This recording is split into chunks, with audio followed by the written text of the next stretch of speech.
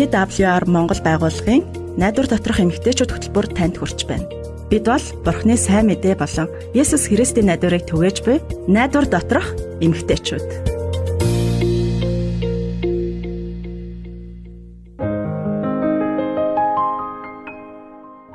Чи ухаантай шүү. Энэ таашин чамд яаж таарах вэ дээ? Чи ястад хингээ. Би их нэртэй хайртай. Миний хан чинь үдсэглэнтэй. Тусалсанд баярлаа. Чи үнэхээр сайн найз шүү.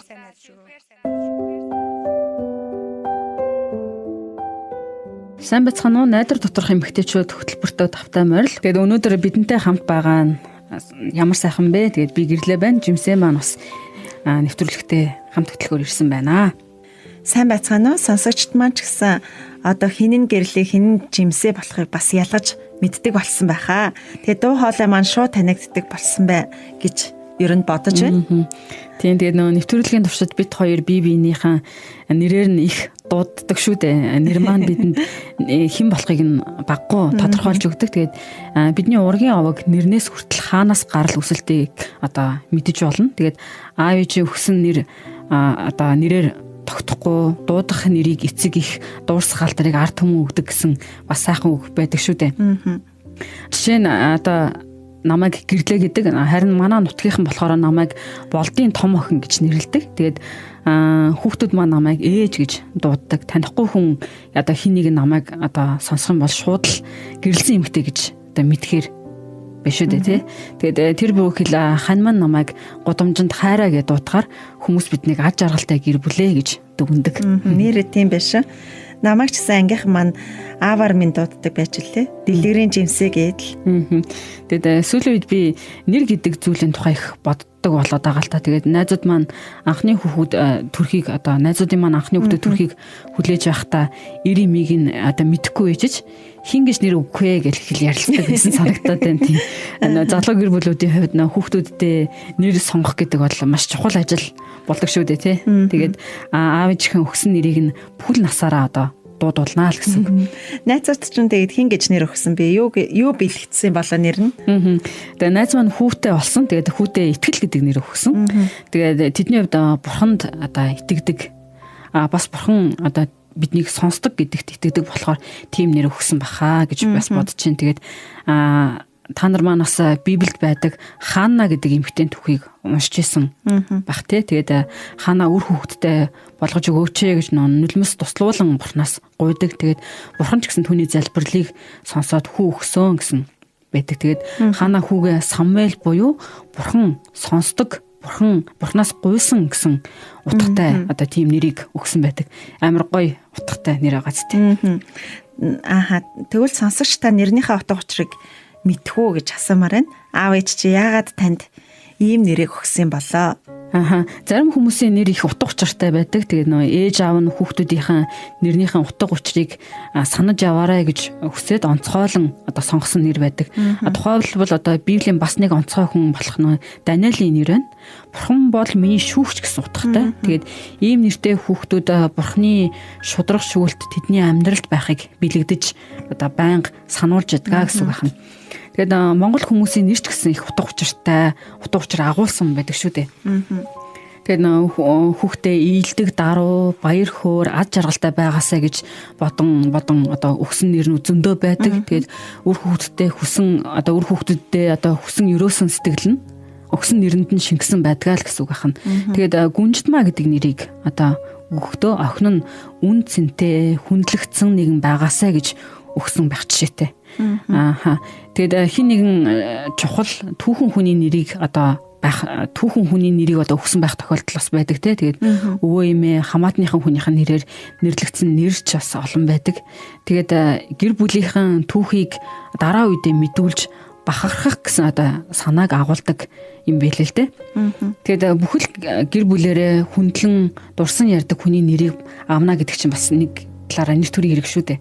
Тийм шүү. Үнэхээр багтууштай хэрэг шүү тий. Хүүхдүүдтэй нэр өгөхдөө тухайн үед тохиолдсон онцгой үйл явдлыг бас тэмдэглэн өгсөн нэрнүүд бас байх тохиолдлууд байдаг. Бас төрсөн өдрөөр нэрлсэн хүүхдүүд ч гэсэн олон байдаг шүү дээ. Лаваг, даваа гэдэл манай аймагт 7 хоногийн гаригаар нэрлсэн хүмүүс зөндөө байдгийг. Нэг эмэгтэй жирэмсэн байх үедээ маш их идэх туршлан нэмэгдсэн гэнэлтэй. Тэрнээс болоод гэр бүлийнхнээс санхүүгийн огцом зардал нэмэгдсэн байж л тээ. Тэгээд харин хүүгээ төрсний дараа үнтэй гэдэг нэр өгсөн тухай би өмнө сонсч л байлаа. Гэхдээ аав ээжийн өгсөн нэрнээс гадна маш олон нэрийг бид амьдралаасаас олоод авчирдаг тий. Тэгээд магадгүй нэг албан нэрнээсээ гадна хүмүүсийн дууддаг албан бус нэрүүд бас байгаад идэг тий. Найзуудын өгсөн нэр байдаг ч юм уу. Магадгүй тэр нэр нь таныг тухайн хүмүүсийн дунд хамааралтай хүн гэдгийг одоо илтгэж илэрхийлдэг тий. Албаны нэрнээс бас гадна ээж аав нь одоо өхөөрдөж нэрлэлдэж хайрлаж өгсөн бас нэрнүүд бас байдаг тий. Улаанаас гэдэг юм уу тий. Тэгээд түрүүн ярьснараа нэг аав ээжээсээ одоо бэлэгдлэр одоо сайхан нэр авсан хүмүүсийн хувьд сэтгэл нь их сайхан санагддаг багт гэж бас боддیں۔ Тэгээд нэрнийхээ утга учирыг бодох бүрдээ би бол аав ээжийн хайртай хүүхэд гэр бүлийн хүн гэдгийг одоо мэдэрч таарна шүү дээ. Найдвар доторх эмэгтэйчүүд нэвтрүүлэг маань үргэлжилж байна. Өнөөдрийн нэвтрүүлгээр хүний нэр гэдэг ямар утга учиртай болох талаар бид ярилцаж байна. Гэхдээ харамсалтай нь бидний нэрлэж дуудаж байгаа нэр бүхэн тийм нөгөө сайхан утгатай байдаггүй шүү дээ. Тийм таныг бүдүүнээ заваана тэнгээ гэд дуудаад байвал бас ямар ах вэ те. Таныг мохоож сэтгэлийн чинь унтраас нь тийм нэрээр дуудаж нэрлэгдэж одоо байсан тохиолдол ер нь танд байдгүй. Надад бол ер нь байгаа. Тэгээд ээж маань биднийг хайрлаа дуудахдаа сайн сайхныг мэдэрч байсан шиг муу мухагаар бас нэрлэж дуудаж байгаа үс биднийг сул дорой гундуу болгож байдаг те. Бас нөгөө зүрх сэтгэлийг өвтгөж байдаг шүү дээ. Хэрвээ тэгж муу мухагаар нэрлэгдээд байгаа хүн маань одоо бидний эргэн тойрны хүн байх юм бол сэтгэл нь бүр их одоо шархалж болно те. Тэгээд ингэж авсан сэтгэлийн шарх нь урт удаан хугацаанд бодол санаанд байсаар л байдаг. Тэгээд муу мухагаар нэрлэгдэж дуудагдсан үгс бидний дотроос сэтгэл санааг өвтгсөөр л одоо байдаг байх нь. Тэгээд 10 гаруй настай Нарагийн охин тэр бусад охтыг бодвол илүү бор одоо царайтай. Ангийнх нь одоо нэг хүүхэд түүнийг сургууль дээр нь хар, бор, бохир, заваан гэх янз бүрээр шоолдог байсан байх нь л дээ. Тэгээд бүр өчнөө олон хүүхдүүдийн дэргэл шүү дээ. Охин ч их ичдэг одоо энэ нэрнээсээ болж хичдэг. Хэдийгээр өдөр өнгөрсөн ч гэсэндээ нэг охины чихэн тэр нь одоо дууддаг нэрс нь үргэлж сонсогдсоор тий. Ангидаа ороо суусан ч ялгаагүй тэр хүү дахиад шоолж илдвэр одоо хилээд л тий. Байнга л санаа зовоостой. Тэгээд тэр үгнээс охины амьдрал нь ямар их хүчтэй нөлөөлснийг одоо бас харж болох юм тий. Ангид нь тэр хүүгийн одоо хэлсэн муухай үгсийг одоо өөрийнхөө амьдралд хүчтэй нөлөөлөхийг охин зөвшөөрсөн байсан байх нь. За тэгээд ингэж сэтгэл санаандаа дарамт болж ахын оронд юу хийж болох байсан бэ бас эргүүлээ бодоход тэгээд юуны төрөнд ийм үгнүүд өөрийн чин сэтгэл санааг өвтгөж чадах одоо хүчийг өгч болохгүй. Тэгээд бусдаас үг сонссон үг одоо чамайг хэр одоо өвтгөж болох хэмжээг чи өөрөө сонгоно гэсэн үг. Энэ үгийг дахин санаад л одоо байх юм бол тэр үг чиний сэтгэл санааны нэг хэсэг одоо болчихно гэсэн үг байна. Тэгээд хоёрт болохоор хэрэг хүний хэлсэн муу үгийг бодоод оронд нь сайн үгийг бодоод байхын оронд харин сайн үгийг одоо орлуулж бодох хэрэгтэй гэсэн үг байна. Ээж нь түүнийг хөөхөн ухаантай гэж хэлдэг тэр үгийг л одоо санаж бодох нь ангийнхан хин нэгэн одоо хүүгийн хэлсэн тэр бүдүүлэг үгийг бодсноос хамаагүй дээр болно гэсэн үг. Тэгээд өглөө бүр толин тарахтаа заваан хар гих мэт одоо үгсийг бодохдоо одоо өөрийгөө зогсоогоод ямар нэгэн сайхан зүйлийг бодох хэрэгтэй.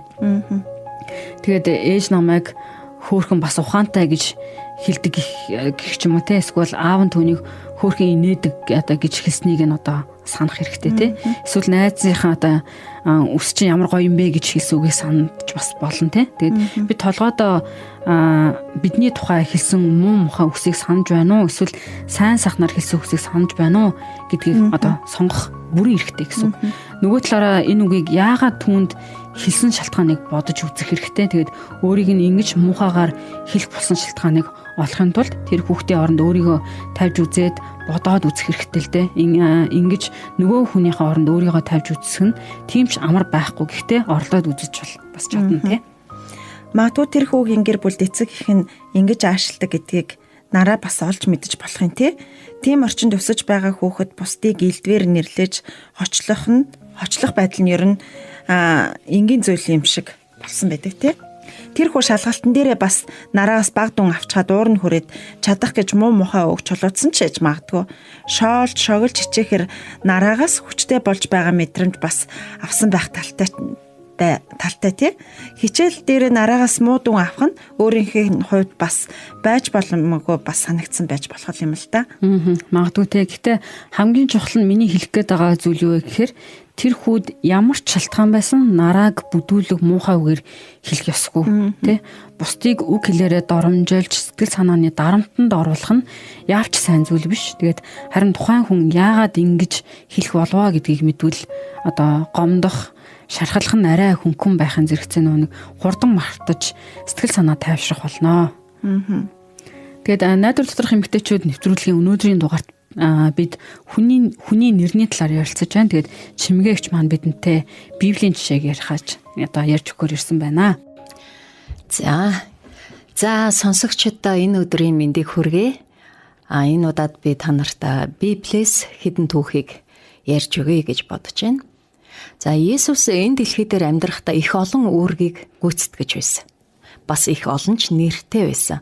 Яг бидэнтэй адил гэсэн үг.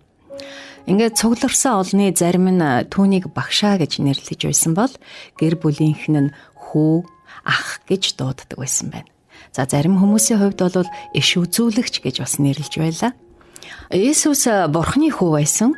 Тэгээд энэ дэлхий дээр Бурхан эцэг гэж хэмбэ гэдгийг харуулахар ирсэн. За түүнчлэн иш үзүүлэгч байсан. Библийн түүхэнд иш үзүүлэгчид их чухал хүмүүс байсан л да. Учир нь Бурхан тэднэр дамжуулаад үг хэлэхээр төлөөлөгч болгон явуулсан тийм хүмүүс байсан юм байна. За иш үзүүлэгчдийг Бурхан Библийн түүхийн дагуу өөрийнхөө хүмүүстэй ярихад ашигласан гэдэг.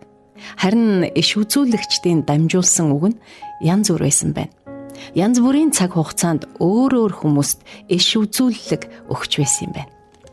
За заримдаа Бурхан иш үзүүлэгчдийг буруу зүйл хийгээд байгаа хүмүүсийн зан авирыг засах зорилгоор ашигласан байдгийн байна л да. Жишээ нь Израилийн хаан Давид хүн амны хэрэг хийгээд завхааралд холбогдчиход байхад нь Бурхан Натан хэмээх иш үзүүлэгчийг явуулж Давидтай уулзуулдаг. Өөрийнх нь ард түмнийг удирдах байгаа хаан хүн Бурханы хуулийн дагаж мөрдөх нь Бурханд хамгийн чухал тийм ээ.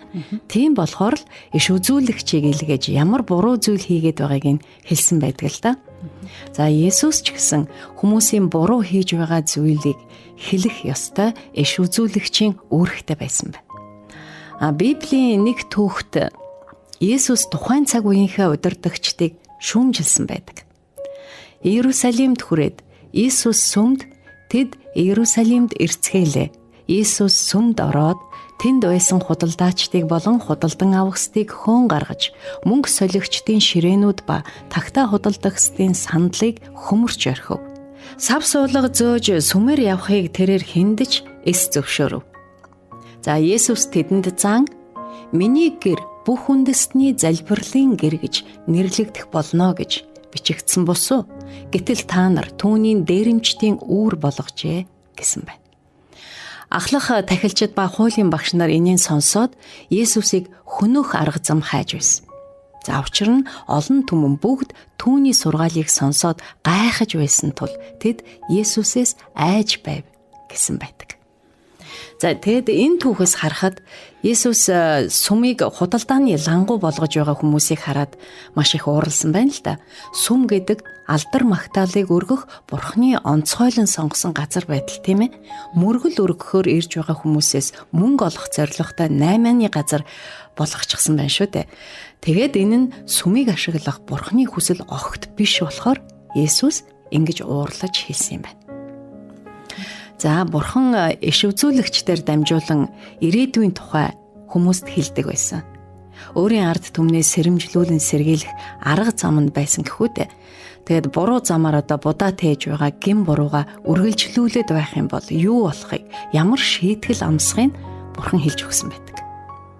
За Израильчууд Бурхны хуулиудыг үл тоомсорлсон хэвээр хуурамч бурхтыг дахин шүтсээр байсан яг тэр үед иш үзүүлэгчид тэднийг зогсоох эсвэл Бурхны шийтгэл эрхийг үргэлж хэлж анхааруулж байсан.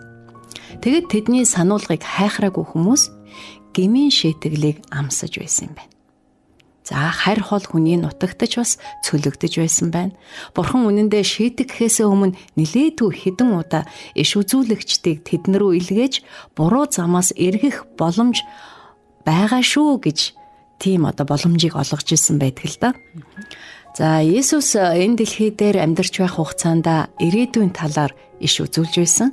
Найзууд нь нурвж Иерусалимийн сүмж бас нурах болно гэдгийг тэр анхааруулсаар л байсан. Есүс нас бараад үхлээс амилна гэдгээ энэ дэлхий дээр байх хугацаанд маш олон арга замаар илэрхийлсэн байдаг л да. Бүр юу болох тухай маш тодорхой, бүр нарийн хэлсэн байдаг юм байна. За Библиэд Лук 9:22-т түүний үхэл Юудын удирдагчдын шахалтаар болох ч гэсэн Есүс нас бараад 3 дахь хоногтоо амьлах тухай гардаг, тийм ээ. Тэгэхээр энэ талаар хүний хүү олон зовлон эдэлж ахлагчид, ахлах тахилч нар болон хуулийн багш нарт ад үзэгдэж алуулах ба 3 дахь хоног дээрээ амилнаа гэсэн. За бас нэг удаа Есүс найзуудтайгаа Иерусалим руу онцгой үйл ажиллагаанд оролцохоор явж байх үедээ тэдэнд хэрхэн нас бараад үхлээс амилах тухайга тайлбарласан нь Лук номын 18:31-33-т тэмдэглэсэн байдаг юм байна. Тэр шоолуулж, доромжлуулж, нулимуулж, ташуурдуулаа зогсохгүй амиа алдна. Тэгээд 3 дахь өдөртөө үхлээс амилах болно гэдэг. Энэ бүхнийг шавнар нь сонсч байсан хэдий ч бүрэн дүүрэн итгээгүй бас. Тэгээд бүрэн дүүрэн итгээгүй ч юм уу эсвэл тэр яагаад үхэх ёстойг тэд ойлгодгүй байсан байна. Харин үхснийхэн дараа бол юу хэлж байсныг бүгд эргэн санацгаадаг. Өөрийнхөө ард түмэнд ямар их хайртай болоод анхаарч халамжилдаг гэдгийг харуулахын тулд Бурхан иш үзүүлэгчдийг ашигласан. Хүнд цаг үедж Бурхан хүмүүст хайртайгаа мэдүүлэхийг хүсэж байсан гэдгийг бид нар тодорхой харж байна. Иш үзүүлэгчдийн үг бол Бурханы үг. Бурхан иш үзүүлэгчдээрээ дамжуулан өөрийн ард түмэндээ яаж тусалсныг сануулдаг. За Есүс ч гэсэн Бурхан хайрладаг гэдгийг хүмүүст дамжуулан хэлдэг. За Матай 11:28-ыг харъя. Зүдэж туйлдсан хүнд ачаа үүрсэн бүхий л хүмүүсээ над дээр ир. Би та нарыг амраая гэж хүмүүст хэлсэн байгаа үстэй. Ямар сайхан амар тайвныг өгч чадах амлалт байна вэ? Тийм ээ? Энэ дэлхийг бүтээгч бүх зүйлийг мэдэж байгаа Бурхан надад ингэж хэлж байна штэ. Хүнд хэцүү зүйл туулж байгааг чинь мэдэж байна. Би чамд тусалъя. Иш үзүүлэгч Есүс бидэнд үнэхээр чухал зүйлийг хүмүүст хэлж өгсөн байна шүү дээ. Тэгээд чимгээгчтэй маш их баярлалаа. Бүгдээрээ хөгжим сонсох зураа чимгээгчийн хуваалцсан Бурхны үгнээс ойлгосноо эргцүүлэн бодъё. Тэгээд хүнд ачаа дарамт үрсэн хүмүүсээ над руу ир. Би та нарт амралтыг өгье гэж хэлсэн байсан шүү дээ.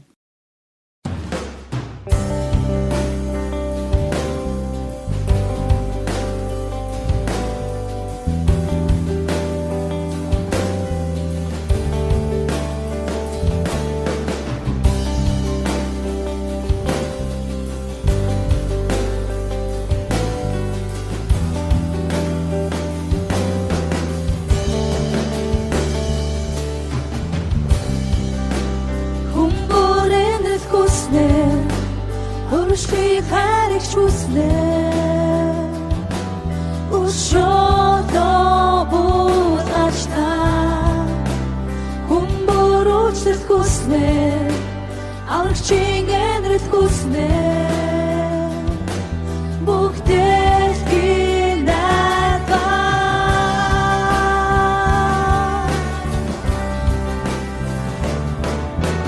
Аврагч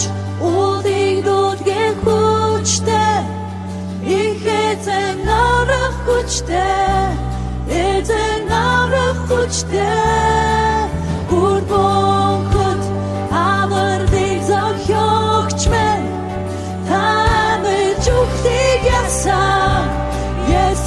зүхлийг ясан аврагч бодыг нүгэ хүчтэй ихэзэн авраг хүчтэй эзэн авраг хүчтэй бүр бохот аврагын зохиогч мэн таамэр зүхлийг ясан Есүс зүхлийг ясан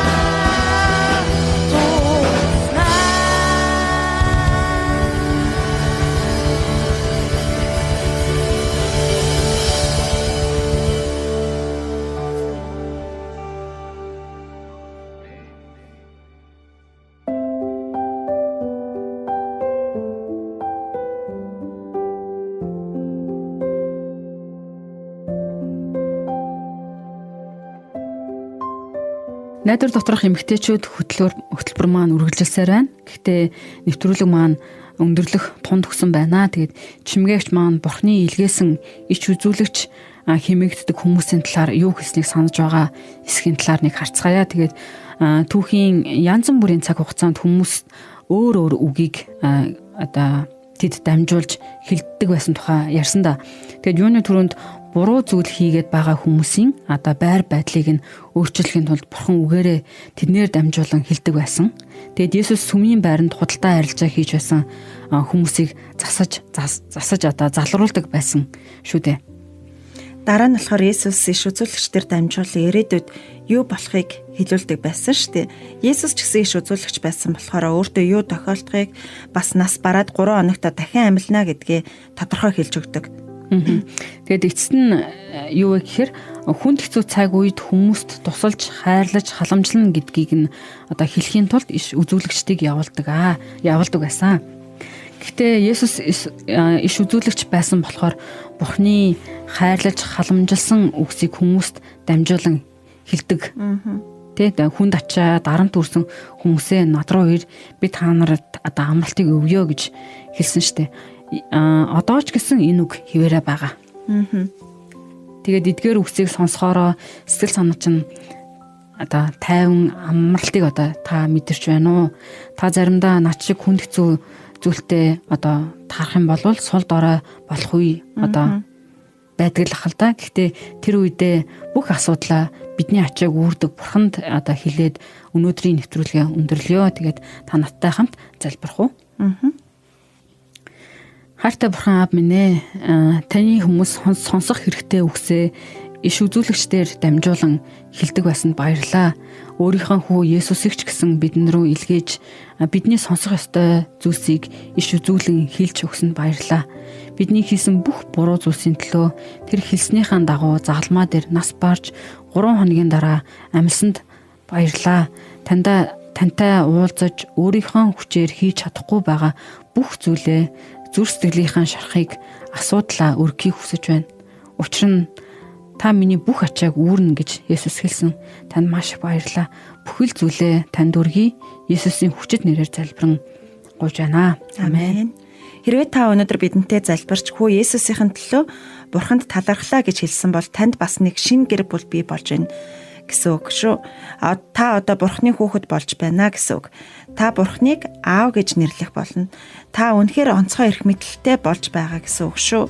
За тэгээд өнөөдрийн нэвтрүүлэг маань энэ түрээд өндөрлөж байна. Тэгээд бидэнтэй бас холбогдоорой гэж бас та бүхтэйгээ хүсэж байна.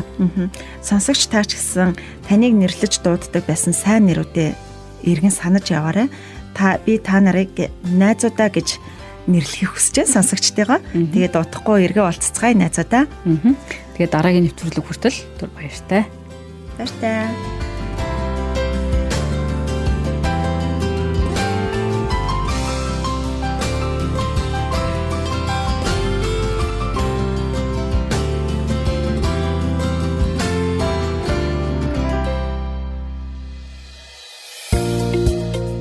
TWR Монгол байгууллагын найдвар доторх эмэгтэйчүүд хөтөлбөрийг хүлээн авч сонслоо.